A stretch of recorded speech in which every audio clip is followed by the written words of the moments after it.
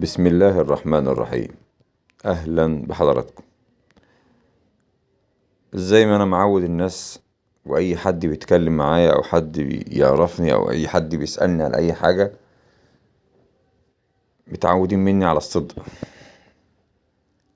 هو الصدق دلوقتي طبعا بقى مش حاجة كويسة قوي، بس أنا معرفش أعيش إلا وأنا صادق.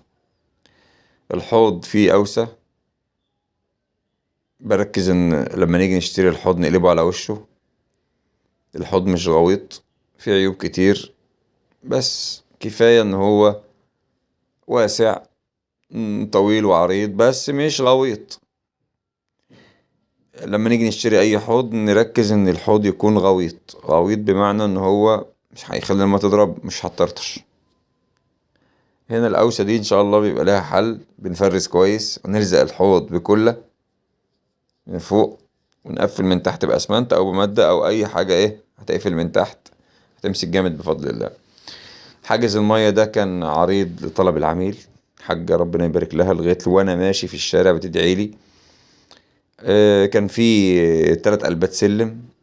هنا الحوض ركبته، ومش كنتش لسه شطبت. حاجز المية عريض برضو بعيد تاني، عشان الحاجة صاحبة البيت أصرت وقالت أنا عايزة الحاجز يبقى عريض، لأن قبل كده كان حد مركب لها الحاجز اللي احنا بنركبه طبعا بتفك. دول ال3 قلبات اللي أنا قلت عليهم. اللمعة كانت رهيبة جدا بصراحة بفضل الله، يعني جميلة. تسلم إيدك يا أبو شمس. الدنيا كانت شاتية، فما كانش فيه، ما كانش يعني لو كان ناشف والجو كان فاتح شوية عن كده، بس انا كنت بصور لان انا كنت ماشي، فمش بصور عشان تشوفوا حلاوة الجلال اللي انا ما بحبهاش اصلا، ولا هي ولا السيلفا ولا اي رخام اصلا. يعني انا بحب الجرانيت ليه؟ لانه بيعيش اكتر وليه عمر اكتر. بس انا قلت اصور برضو لان فعلا كان شكلها جميل، حتى لو مش باينة دلوقتي في الفيديو يعني. محمد طبعا مكسوف، راجل على الفطرة، راجل محترم، مش ملوث يعني. لسه في ناس اللي جواها زي اللي براها. ان الله وان الله راجعون. الفكرة كلها ان السلم الحمد لله ربنا كرمنا وخلصناه، وخلصت المطبخ وسور الكويسة بتاعت السلم، وربنا كرمني وطلعت من التفريغة اللي هي بتاعت الحوض، العتبة اللي حضراتكم شايفينها. انا دايما على طول لما بروح في اي حتة فيها حوض باخد التفريغة معايا قبل المطبخ. يعني التفريغة بتاعت الحوض دي فرغتها عنده في البيت، وحتى لو ما فرغتهاش في البيت باخدها قبل. متعود اعمل كده، مش حد بيجبرني اعمل كده، انا ببقى لوحدي. التفريغة دي بتاعت الزبون ما باخدهاش، يعني مش اصل انا حصل مشكلة بيني وبين مستشار في طنطا عشان التفريغة، والحمد لله جبت له الحاجة اللي هو كان عايزها لان ده حقه.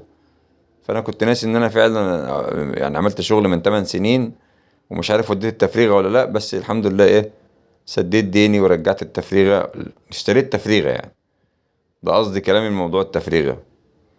والحمد لله ان الواحد برضو بيبرئ ذمته اول باول يعني. ده قصدي في موضوع التفريغة، ان انا بعمل منها عتبة عشان اوفر للزبون. ربنا يعافينا طبعا ان الحاجة دي تبقى مسألة ضمير مش اكتر. والحمد لله الحاجة وانا ماشي بتدعيلي ربنا يبارك لك، ربنا يزيدك، ربنا يعني ربنا تقبل منها. كانت فعلا ونعم الأم، ست ربنا يبارك فيها يا رب ويبارك في عمرها وفي صحتها. الشغل كان عادي ما فيهوش أي حاجة، وخامة مصري، ودي حاجة كويسة إن احنا نشجع المنتج المصري بتاعنا. بس الصينيين بيعملوا الدنيئة دلوقتي وبيقطعوا الخامة المصري مش 2 سنتي، بيغشوا في الميزان يعني. بس دمتم في أمان الله، والسلام عليكم ورحمة الله وبركاته.